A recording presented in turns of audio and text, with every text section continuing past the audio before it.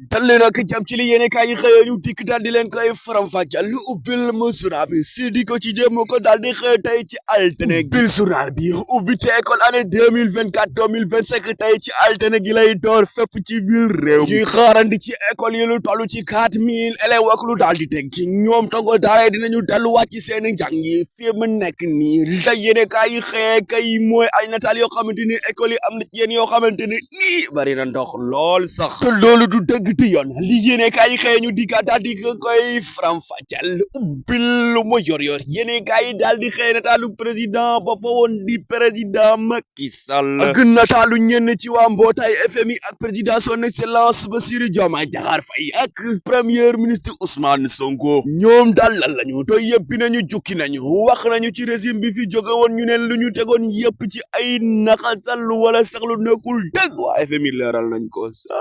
waa FMI leeral lañ ko ba noppi nag teg ci di jàppale Sénégal ci wàllum développement côté bu nekk ak fan boo xamante ne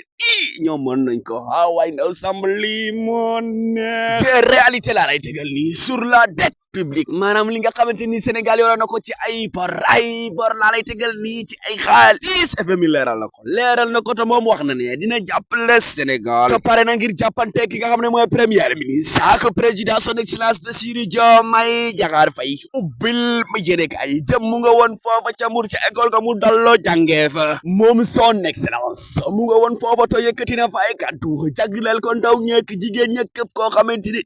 a ngi déglu kàddoom way ndaw sàmmali neex na waay fa la jaaree nuyu ña nga xamante ni ñoo ko jàngale woon ca ba muy door te fa la jaaree tamitam sàkku ndaw ñekk jigéen ñu gën a farlu gën a jàmbaarlu to xam ne Sénégal li koy defal lii ci ñun lay jóge de waaw kon nañu jàngu tabax ba noppi jël ñetti yi def ko suñu yitte muy jubal ak jubanti moom nga son excellence daal di wax ubbil ma yéene kay ña bëgg di jubal ak jubanti kay mooy waa DER ñu jël lu toll ci fukk bu manque benn ci ay milliards daal di koy jàppale ñi nga xamante ne ñu am projet féete foofu ca Ziguinchor waay ndaw samba xaalis ga takku na en tout cas daal nga yëg ko nga ñàkkaa yëg ñoom waa DER ñu ngi dànkaa foo ko wax ñi yore seeni bor ba noppi bëgg leen lépp nañu xam ne waaw dinañ ko fay de lépp